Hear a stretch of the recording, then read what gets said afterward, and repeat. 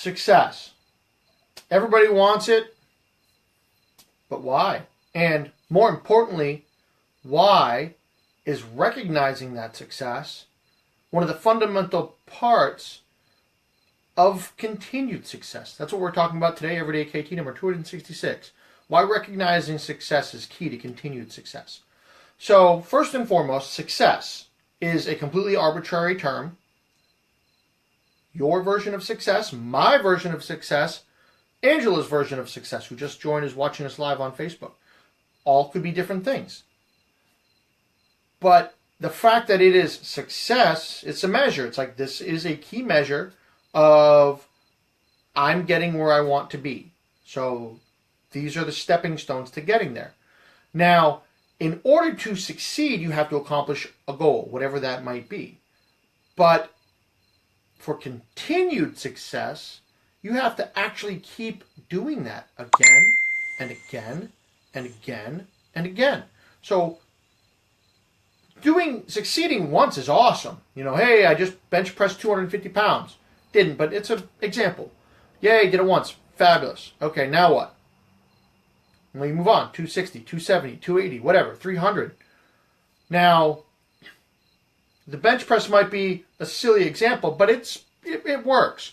If you don't recognize that success or are recognized for your success, now I'm not talking a huge grandiose party, I'm just talking recognition of the success. If you're not recognized for your success when you hit a milestone, whatever that might be, what's the drive to get the next one? I mean, yes, you're trying to get to that ultimate goal of whatever that is, but if you don't have that incremental success and the incremental recognition of success, that ultimate goal is going to be very, very difficult. For instance, I was, did a Boy Scout Court of Honor today. We were recognizing incremental successes as some of the boys earned more merit badges and they earned more ranks. Ultimately, there goes Eagle. That's way over here. They're over here still. So if we did nothing between here and here, it says, yep, you're in. And here, you've reached your goal. If there was nothing in here at all, it would be like a 7-year study session for a big test. Boring. The drive to succeed, the drive to continue would fall to damn near zero. Zero. I mean, think about it. Even in college or in high school, you show up as a kindergarten. What's the goal in kindergarten? To get your high school diploma. If you didn't have all of those incremental successes and the recognition of your success, oh, you passed 5th grade, you passed 6th grade, you did 7th grade with honors. If you didn't have all of that, other than being forced to do it, why would you strive over 12 years to be awesome at the end? You have to have those incremental successes, and you have to be recognized for them. So the ultimate reason for that recognition is simple. People really love to be told they're doing well and be recognized for it. They'd be like, hey, I did awesome. Okay. It is a bit of an ego stroke, as it were, but how many people don't like being told that they did well? How many people out there do not, absolutely want nothing to do with some kind of recognition, even a thank you, something that simple, just a thank you? I don't know very many people. So, thanks, Matt. Those of you out there, Matt Perry said, good talk tonight.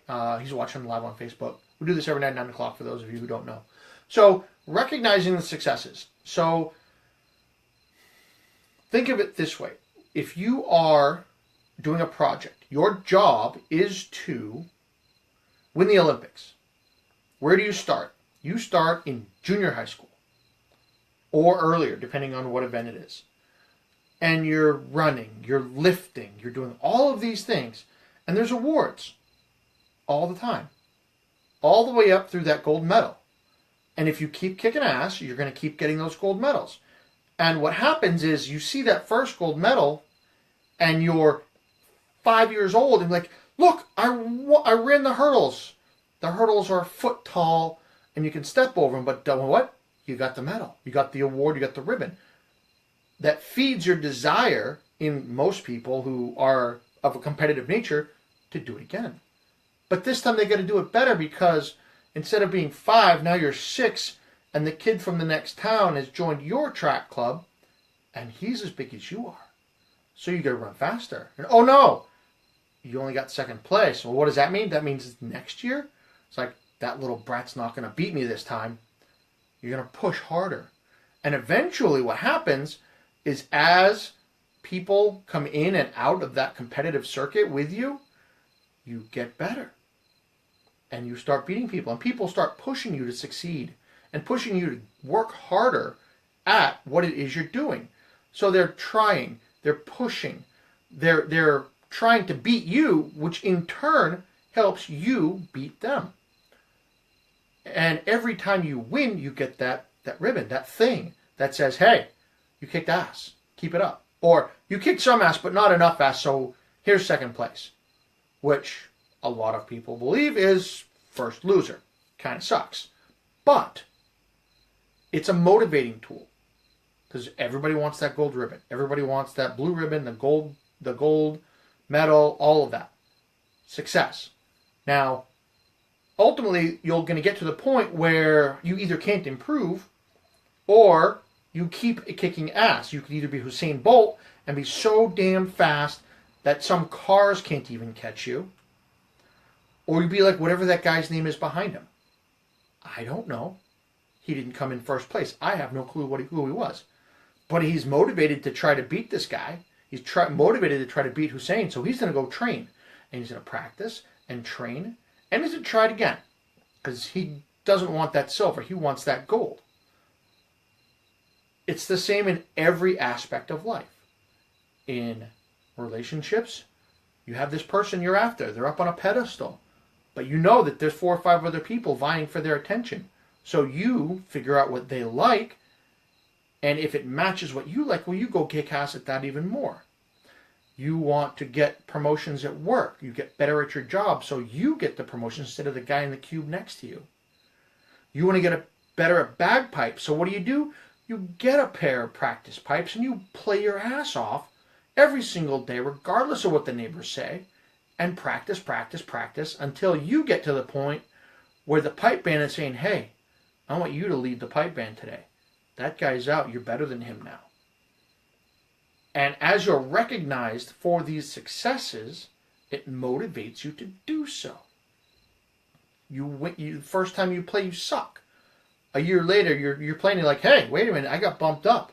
I can actually play with the band instead of just having the drones go. And eventually you get all the way, and you're like, well, you know what? I got 2 places to go, front of the line or drum major. Pick your poison. Which one are you going to do? But it's your recognition for the success that's driven you, because you look behind you on the wall and you're like, hey, look, I went from here to here, crap to awesome. And you can show people, if it's a work-related thing, everybody likes a little bit of swag. It's like, hey, check out my trophies. I'm sure somebody watching right now, including myself, they've got their high school trophies sitting somewhere on some shelf somewhere collecting dust.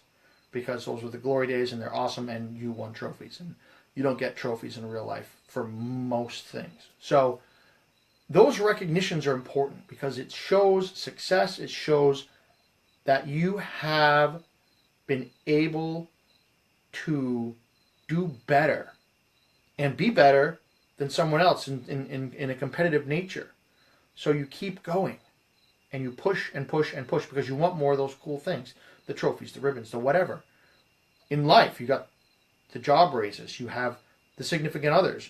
You have, who knows, you're doing better at the weekly poker game at Bob's house or wherever you might be. You're throwing the caber better. You're throwing the sheaf better.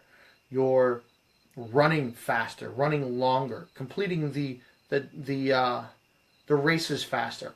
All of this because you can look back and say, look, here's my success chart. I was okay over here and I'm moving in the right direction to get better, to reach that ultimate goal, whatever that is. Do you want to be president of the company? Fine, bust your ass. Stop mopping floors. Learn what everybody else is doing and kick some ass. Fastest on the team, go run more. You know, there's a path to whatever that success is. All you have to do is kick ass and recognize when you reach those milestones. Figure out what they are. If they don't exist, make them up. You don't have to live by somebody else's rule of what is important. You say, hey, I want to be the best lawnmower. You know the reason I said this is because my lawnmower is right on there behind the camera. I can do 2 acres in an hour.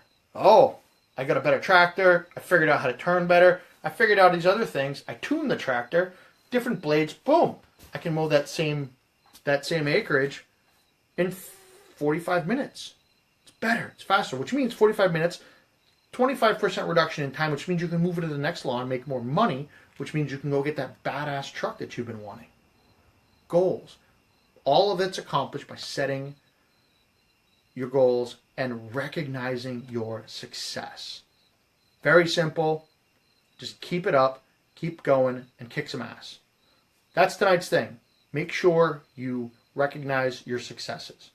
Somebody give me a Kiltology, Volume 1, Volume 2, or number 1 through 507. Looks like there's a lot of people here talking, so that's pretty awesome.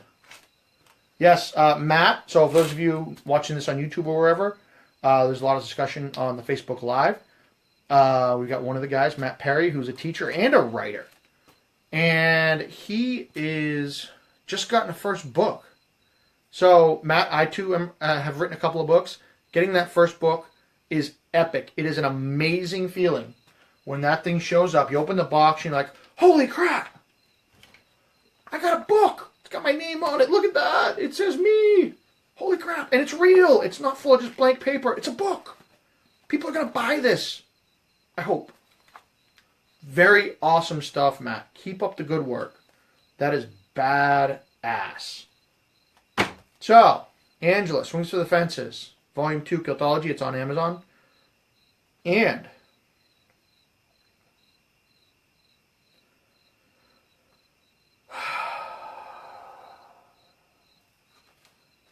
I want to do something different. So,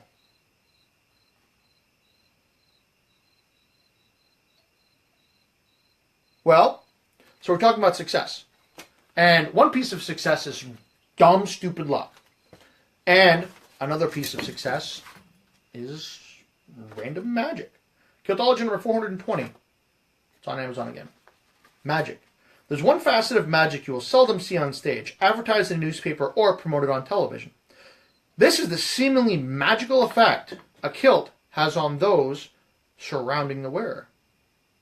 The man wearing the kilt instantly more handsome. Lasses flock to the kilt wearer for no other reason than they're wearing a kilt.